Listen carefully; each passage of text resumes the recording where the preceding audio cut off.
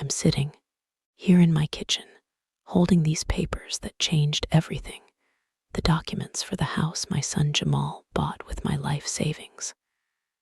My hands are trembling, not from anger, but from a sadness so deep it hurts to breathe. I've just found out something I never could have imagined. My bedroom door is ajar, and I can hear every word of the phone call Jamal is having with his wife, Kesha. His voice is full of excitement, planning their future. Our future, or rather theirs. Yeah, baby, everything's all set. The papers came in today. The house is officially ours. I hear him laugh. That same laugh that used to fill me with such joy when he was a boy. Your mama is going to be so happy to live with us. Finally, Miss Cynthia will have her own room with a view of the garden, just like she always wanted. My heart stops.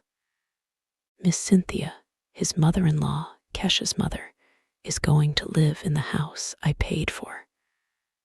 The house where I thought I'd have my place, my space, my family.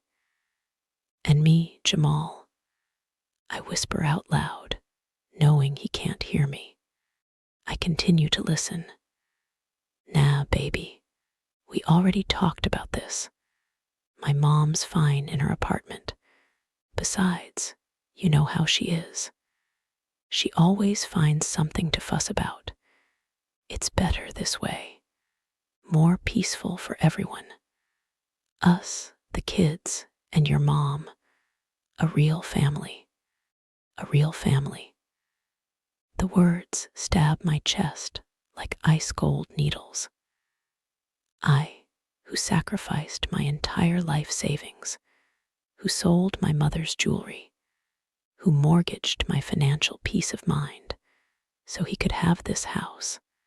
I'm not part of their real family. I close my eyes and memories crash over me like waves. It was 6 months ago when Jamal came to my place with that sad puppy dog face he always puts on when he needs something. He sat exactly where his phone is now at this kitchen table and explained his dream. Mama, I found the perfect house. It's everything Kesha and I ever dreamed of. 3 bedrooms, a yard for the kids, in a nice neighborhood. But I need your help. I just need $20,000 for the down payment. I promise I'll pay you back in 2 years, Mama. And of course, you'll always have a place with us. Those were his exact words. I remember them because I wrote them down that night in my journal. I was so excited I couldn't sleep. Finally, after years of feeling like a visitor in my son's life, I'd have a place, a home where I could grow old, surrounded by the laughter of my grandchildren, family dinners, and warm holiday gatherings. Jamal, baby, did you tell your mom about the plans yet? Kesha's voice cuts through the phone like a knife. What plans, baby? The plans.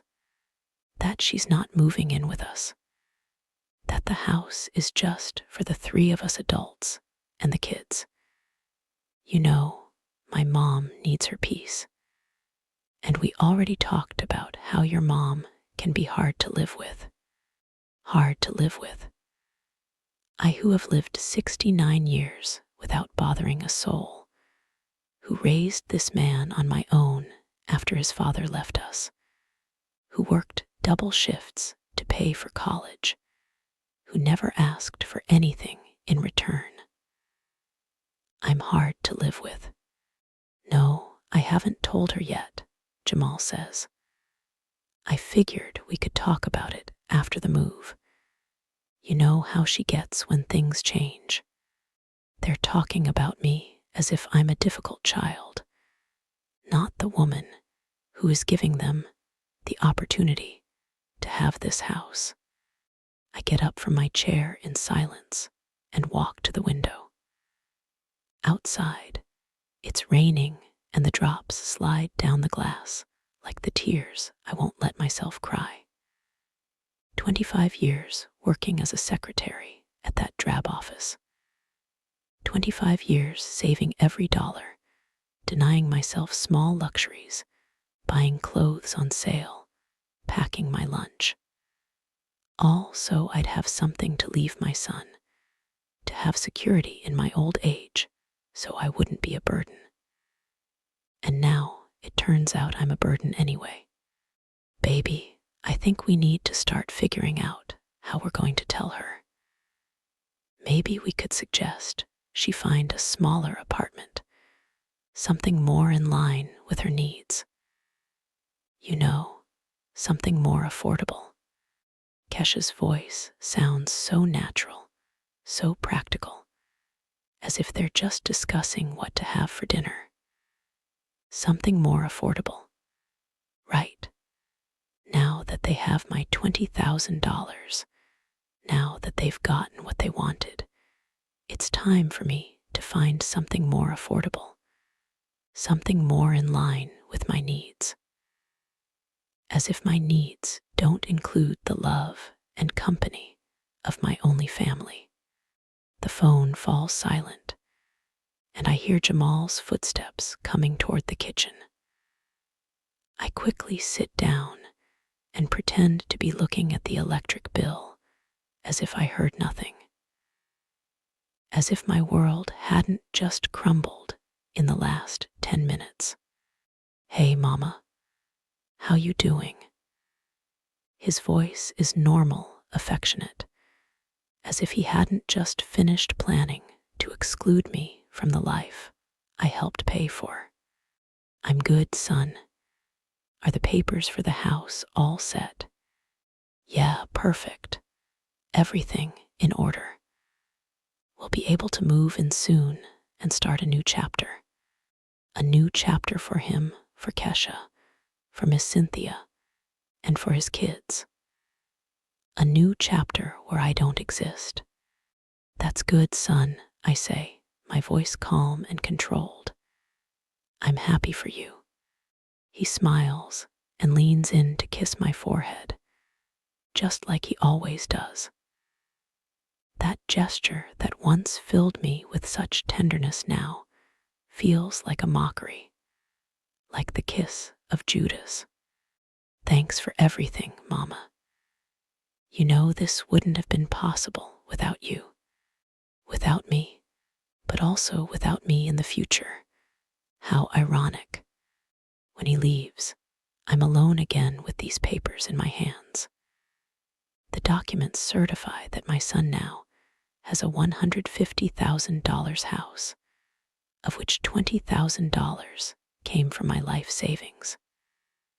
A house where his mother-in-law will have the room with the garden view that I had dreamed of for myself. I carefully fold the papers and put them in the kitchen drawer. The same drawer where I keep bills, medical prescriptions, and now it seems my lost dignity. But something is changing inside me. Something cold and clear, like the water running down the window. For the first time in years, I don't feel like crying. I feel like acting. That night, I couldn't sleep. I lay awake staring at the ceiling, thinking about all the times I should have seen the signs. All the times Jamal and Kesha treated me like I was invisible. But I justified it by telling myself they were just busy with their lives. All the times they borrowed money and never paid a single dollar back. But I called it helping family. I get up at 5 in the morning as usual, but this time it's not out of habit. It's because I have things to do, important things that can't wait. I make my coffee in silence and sit at the kitchen table with my old notebook. It's where I usually write down my monthly expenses, But today, I'm going to write something different. I'm going to make a list of all the money I've given Jamal over the last 5 years. Every loan, every little bit of help, every emergency that was never repaid. The list grows and grows.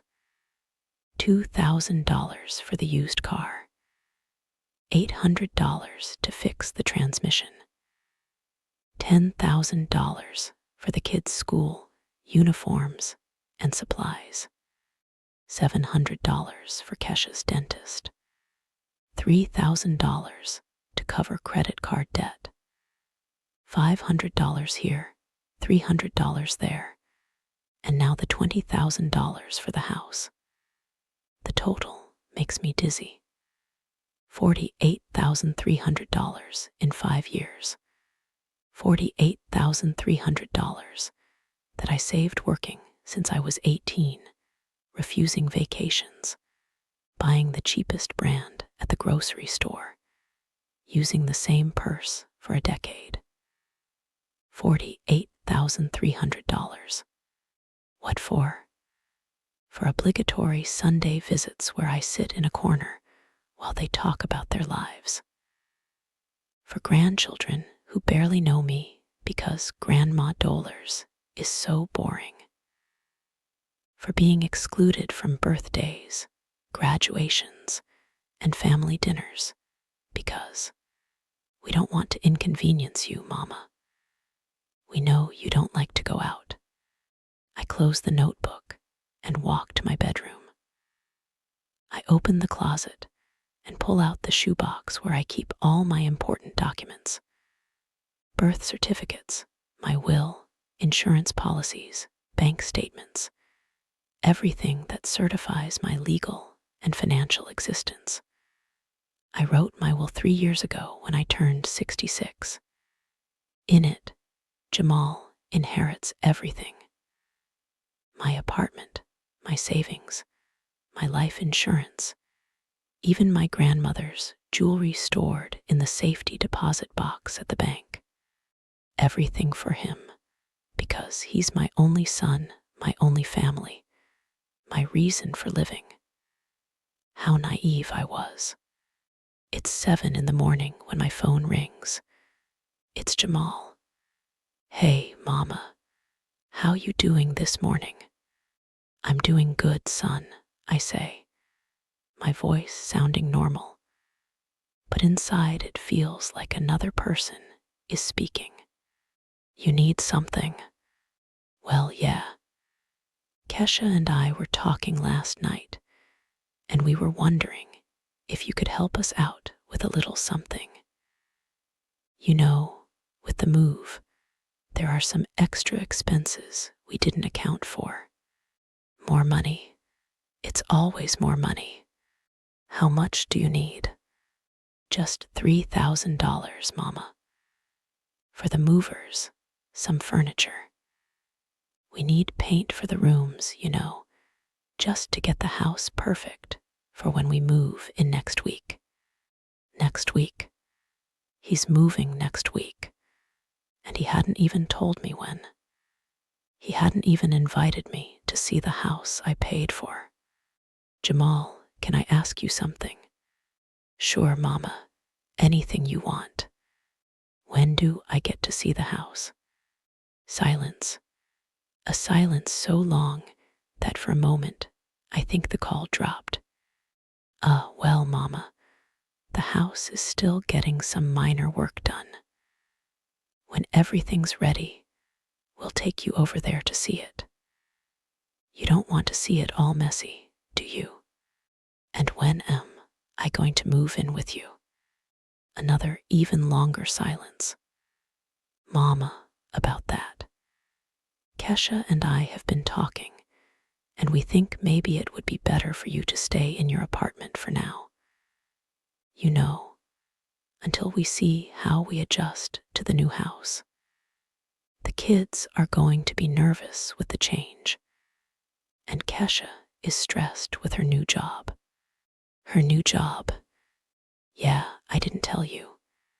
She got a position at an accounting firm. They're going to pay her real good. Almost $2,000 a month. $2,000 a month. Kesha is now making $2,000 a month, but they still need my $3,000 for the move.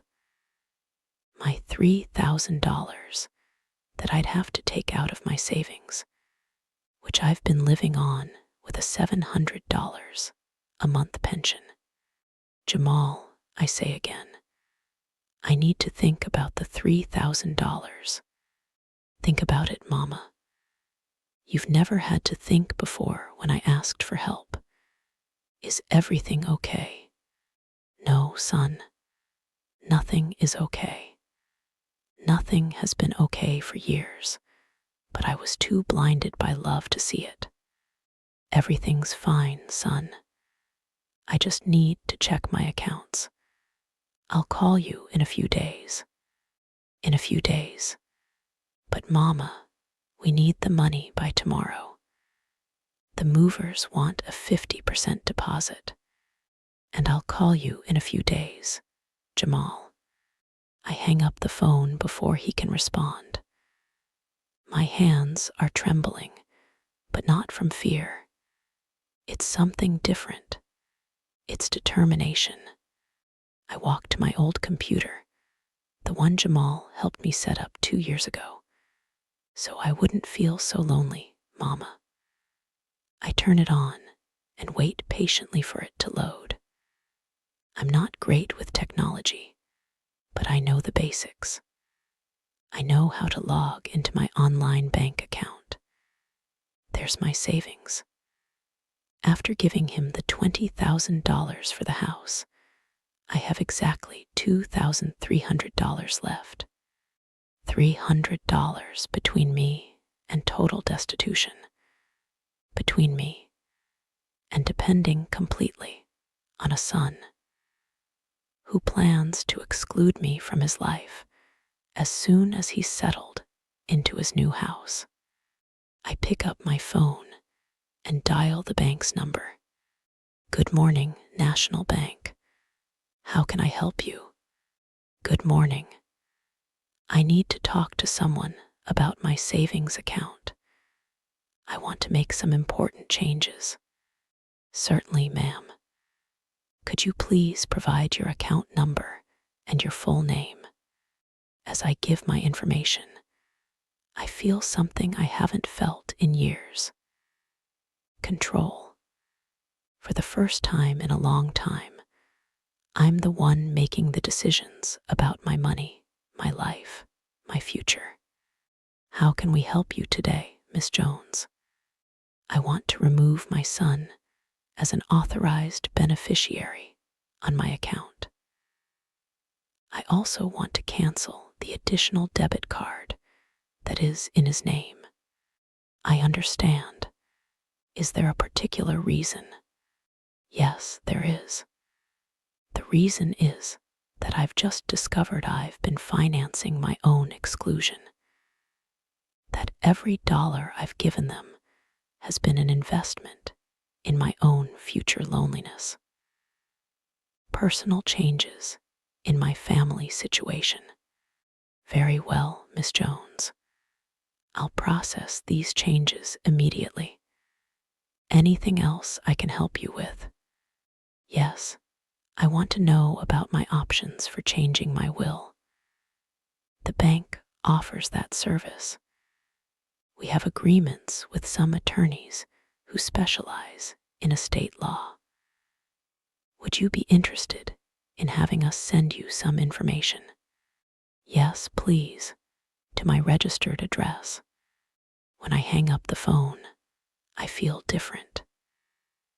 As if I've taken the first step toward something new, something I don't yet fully understand, but know I need to do. My phone rings again. It's Jamal, of course. Mama, did we get disconnected? What happened? We didn't get disconnected, son. I told you I'd call you in a few days. But Mama, I need to know if you're going to help me with the $3,000. The movers are already pressuring me. And Jamal, have you ever wondered if I needed help with anything? What are you talking about, Mama? I'm worried about you. Are you feeling okay? You want me to come over there? It's not necessary, son. I just need some time to think. Time to think. Mama, I'm only asking for $3,000. It's nothing major. You've always helped me. I've always helped you. That's true. But when was the last time you helped me? I'll call you when I have an answer, Jamal. Mama, seriously, you're scaring me. You've never been like this before. I've never been like this because I've never been so clear about what's been happening. Because I've never felt this mix of pain and clarity that's giving me the strength to do what I should have done years ago. Have a good day, son. I hang up again, and this time I turn my phone completely off. I sit in my living room, surrounded by the silence of my apartment. But for the first time in years, that silence doesn't hurt. It's a silence full of possibilities, of decisions waiting to be made. I look at my hands, these 69-year-old hands that have worked so hard, that have given so much, and I promise myself something. They won't give another dollar without receiving respect in return. Over the next 3 days, my phone won't stop ringing. Jamal calls me every 2 hours. Then Kesha joins in. After that, even the kids leave me voicemails asking why I'm not answering.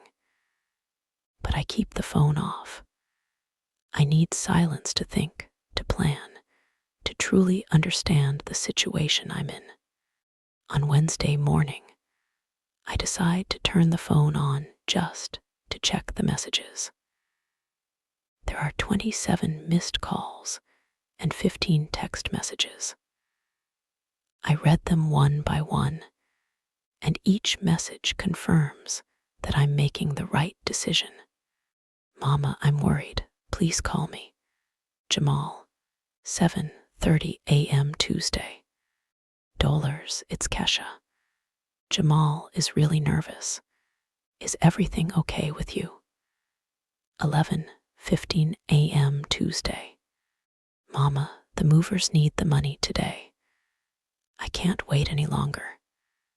Jamal, 2:45 p.m. Tuesday.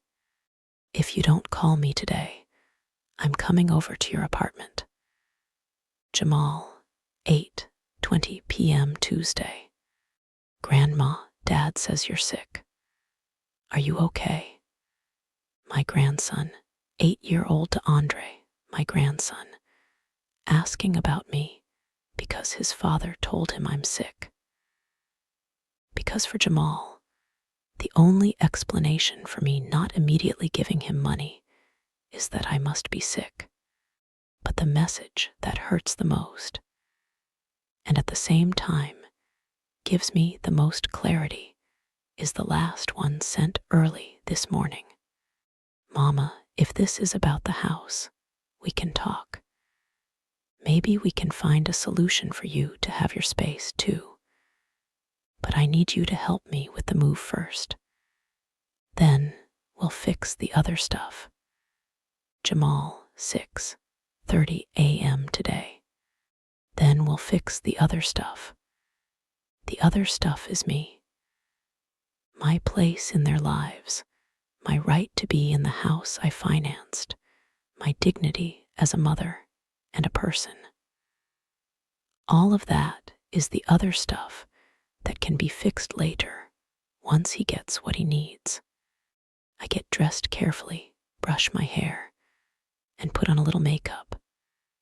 Today, I'm going out, and I have several important appointments. The first is at the bank at 10:00 in the morning. I walk the 6 blocks to the bank, enjoying the fresh air. I hadn't realized how much I missed walking without a rush, without thinking about the constant needs of others, just focused on my own thoughts and plans.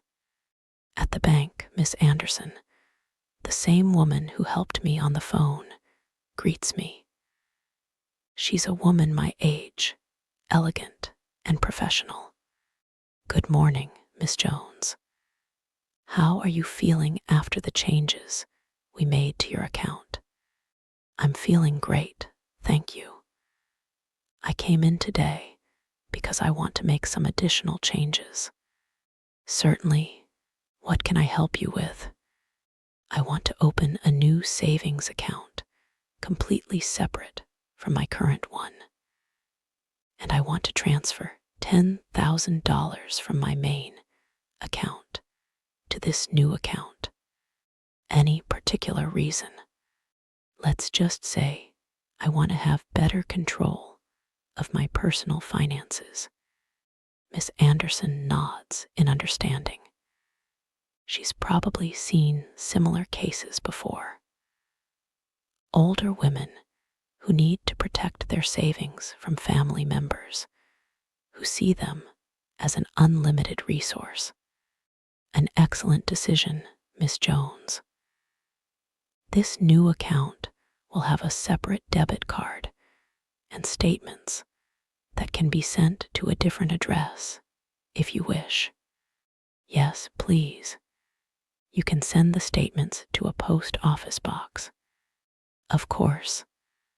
I also recommend you consider a certificate of deposit for a portion of these funds. The interest is better, and the money will be more secure. I leave the bank feeling more at ease. $10,000 are now in an account only I know about. Money that Jamal doesn't know exists. Money he can't ask me to borrow. Money that guarantees me a more secure future. My second appointment is at noon at the office of the lawyer the bank recommended. Attorney Michael Carter has a small but tidy office and greets me with the patience of someone who understands that for older people, legal matters can be intimidating. "Ms. Jones, I understand you want to review your current will." "Yes, counselor. I want to make some important changes." I explain my situation to him objectively, without drama. I tell him about the $48,000, about the house, about Jamal's plans to exclude me from his new life after using my money. Attorney Carter listens without interrupting, taking occasional notes. "Ms. Jones, unfortunately, your case isn't unique. I see similar situations frequently. What specific changes do you want to make to your will?" "I want my inheritance to be divided differently. Part of it for Jamal, but I also want to leave some money to charities, especially those that help older women in vulnerable situations." "Do you have any specific organizations in mind?" "No, not yet. Could you help me research some options?" "Of course. I also suggest we consider setting some conditions for your son's inheritance." "What kind of conditions?" "For example, that he can only receive his portion if he fulfills certain commitments to you while you're alive. Medical care, regular visits, inclusion in important family decisions. The idea is intriguing, but also sad. Is this how family relationships have to work, with legal contracts that force children to love and respect their parents. Let me think about it, counselor. Of course. In the meantime, I'll prepare a draft with some basic changes. Does next week work for you to meet again? When I leave the lawyer's office, it's 2:00 in the afternoon and I'm hungry. But instead of going home to make a sandwich, as I always do, I decide to do something different. I walk into a small diner and sit at a table by the window. I hadn't eaten alone at a restaurant in years. Whenever I went out to eat, it was with Jamal and his family, and I was always the one who paid. Today, I order exactly what I'm craving: pan-seared salmon with vegetables and a glass of white wine. The total is $35. Money that before would have seemed like an unnecessary expense. Today, it feels like an investment in my own happiness. As I eat slowly, I watch the people passing on the street. Young couples holding hands, mothers pushing strollers, old folks walking with canes, but with a determined step. Normal life, normal people living their normal lives. And I realize that I can have a normal life, too. A life where my decisions don't depend on the constant needs of others. My phone vibrates. It's a text from Jamal. Mama, I can't take it anymore. I'm coming to your apartment at 4:00 p.m. We need to talk. I look at the time. It's 3:15. I have 45 minutes to get home and prepare for a conversation I know will be difficult. But for the first time, I'm not afraid of it. I feel something like curiosity. I pay my bill, leave a generous tip, and walk out of the diner. The sun is shining, and for the first time in a long time, I feel like it's also shining on me. As I walk home, I think about what I'm going to say to Jamal. I'm not going to yell at him. I'm not going to throw his mistakes in his face. I'm not going to make a scene. I'm simply going to tell him the truth. I'm going to explain that I've made decisions about my life and my money, and that those decisions are final. I arrive at my apartment at 3:50. I have 10 minutes to prepare myself mentally and emotionally for what's to come. I sit in my favorite chair, the one by the window, and I wait, not with anxiety, but with the calm of someone who knows exactly what they are going to do. At 4:00, I hear footsteps in the hallway, and then knocking on my door, firm, insistent, impatient. The knocks of someone who is used to the door being opened immediately, to their needs being attended to without delay. I get up slowly, smooth out my skirt, and walk to the door. Before I open it, I take a deep breath and remind myself, this is my house. This is my money. This is my life. And for the first time in years, I'm going to act accordingly. I open the door and there's Jamal, but he's not alone. Kesha is standing behind him with an expression I know well.